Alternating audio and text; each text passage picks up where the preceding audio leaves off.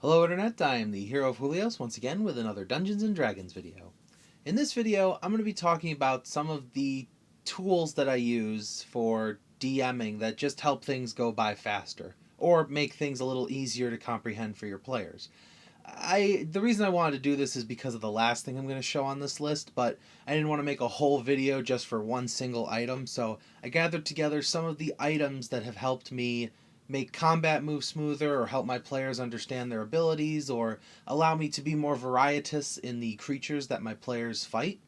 But to start off, you can get an entire tube of this for only like I've seen it go for like $6. This is just dry erase board, dry erase mat, but it's disposable. It's so you can see on the back here, it's just white paper, but it's really nice for when your players are going into a huge dungeon and you want to just draw out the entire dungeon so that your players can have every room available with you having to without you having to constantly erase and then redraw. It's nice to have a real dry erase mat. Like I have one, it rolls out, but this is good for when you're preparing your players for a ton of different rooms, or you don't know which direction your players plan to go, and then you can just throw it all out when you're done.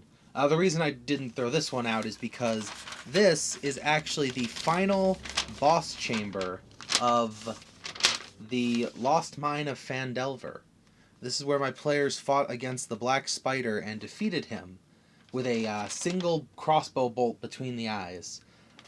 So it's sentimental for me, which is funny because by the time this video goes up, my players will have fought and hopefully defeated the final boss of Storm King's Thunder. So this is a good tool just for getting a lot of mapping prepared without having to use your good dry erase mat or buying a whole bunch of dry erase mats. Next up are a whole bunch of cards. So I'm going to start with these monster cards. You can see this one is for a specter, this one's for a gargoyle. But what's really cool about these is they're not made by Wizards of the Coast, but they are Wizards of the Coast approved. And these are just monster cards for all the different monsters in the game. There's you can get one for the Monster Manual, challenge rating 0 through 5. I believe then it's 6 through 15, and then it's all the final boss monsters. Plus there's ones for Mordekainen's Tome of Foes, there's one for Guide to Monsters. So it's nice to have because on the backs here are all the abilities, and while not the exact stats, it does have their pluses and minuses in the event that they need to make a skill check outside of their expertise. But these cards don't just stop there. If you take a look at this one, this is a player card. It's for the spell Guidance for clerics, and then this other one is for magic items. This is the Potion of Healing card. It even has the 4 different types of potions of healing available. So this is really useful for giving to your players so that you don't have to wait for the wizard to page through the entire book of the player's handbook in order to find his spell. He can just have whatever spells are in his spell book in the form of cards, and he only has to remember which ones he's prepared. Same goes for cleric, druid, warlock even. These are a good idea for if you're a DM who does a lot of hosting, or if you are a player who only plays as a single class. If you're a DM who's hosting, I would say go ahead and get all the cards for all the different classes. But if you're just a player, only get the cards for your class. They do get a little pricey. They make great Christmas gifts though, for the DM in your life. Let me tell you, most of my cards were gifts from someone else. Speaking of gifts from someone else, I don't know how much this actually costs, but I've seen them online anywhere between like $10 to $20.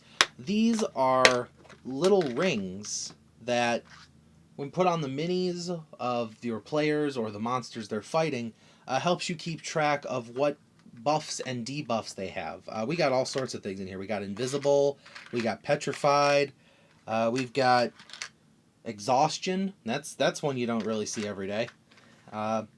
The one I've seen used the most, though, is Hex, because our Warlock uses his Hex ability a lot.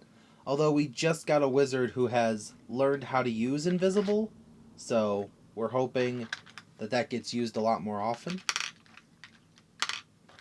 But yeah, so these are a great way to help you keep track of what buffs and debuffs are on a monster or on your players without, something going wrong or someone forgetting. Or if you're a DM who hosts, you can even leave these things overnight, if your players have to stop the session and, we get up for dinner, or, we're done for the week and we got to meet up next week.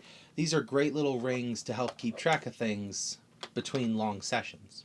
Again, this was a gift, but it was this one's great.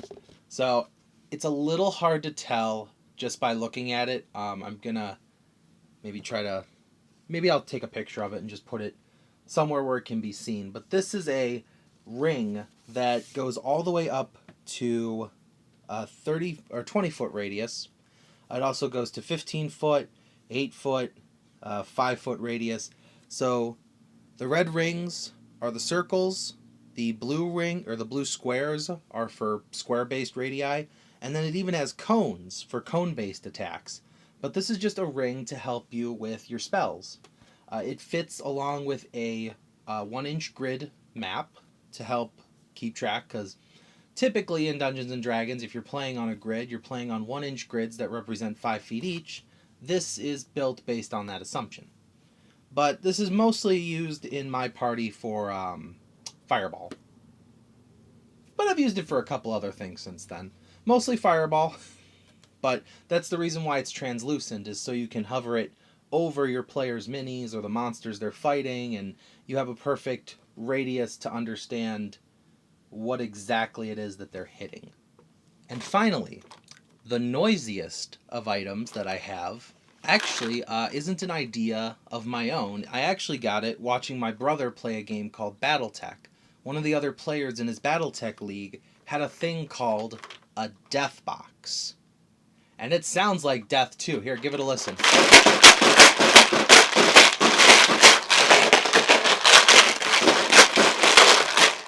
And I thought my neighbors were noisy.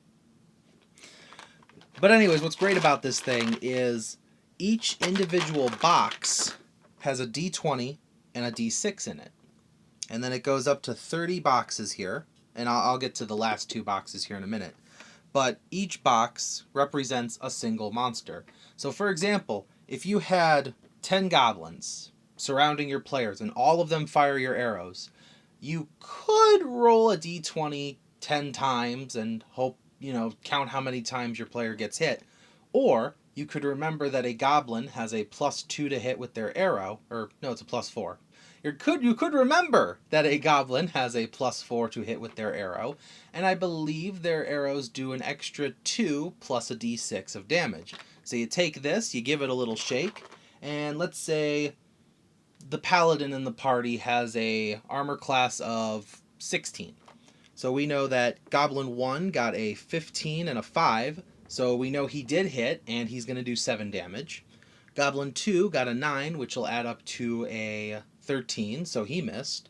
Goblin 12 is going to miss as well, because we know that because a 17 is the armor class we got to beat, the +4 means that a 13 is the number that we need to hit him. So you can just scroll your finger through these, find every single one that got a 13 or higher, and you know those are the ones that hit, and then you just count the die next to it. This is going to be extremely useful in upcoming fights for my players, which is why I've included in here these little discs, which are just 1-inch diameter discs. I have numbered them to correspond to the numbers in here, and they store really nicely in here as well.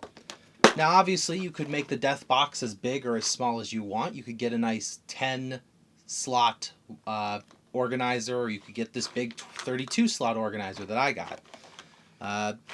Actually, it's really easy. Amazon sells dice in huge bulks for really cheap. I believe I got those 25 sets of dice, because I still need 5 more, but I got 25 sets of dice for I think $22 plus shipping. What's great about that though is if you buy a full set of dice, let's say these were goblins, they have a d6, but what if they fought a group of ogres? Well, those ogres are going to swing and hit with a d8. So you can just swap out all the d6s for d8s and do the whole thing over again. all the way up to a mighty D12. Just don't send hordes at your players of monsters who use 2 dice per attack. It's going to complicate things. But anyways, these are the items that I use to help expedite the process of Dungeons & Dragons. Mostly the combat aspect of it, because combat is usually the part that takes the longest for me as a DM. You know, because everybody takes their turn, and if you have enough monsters fighting your players, you spend a lot of time rolling dice. I built this to help expedite that process because, spoiler alert, well, actually it wouldn't be a spoiler because they're going to fight monsters on Wednesday. This video is going up Friday. So if you're my players and you're watching this, how'd you like it? How'd you like when 30 gargoyles descended upon you and I had this big thing to roll all their dice at the same time? Bet it saved time. But anyways, thank you for watching as always, and I will see you in the next video. This is the Hero of Julios, Xing out.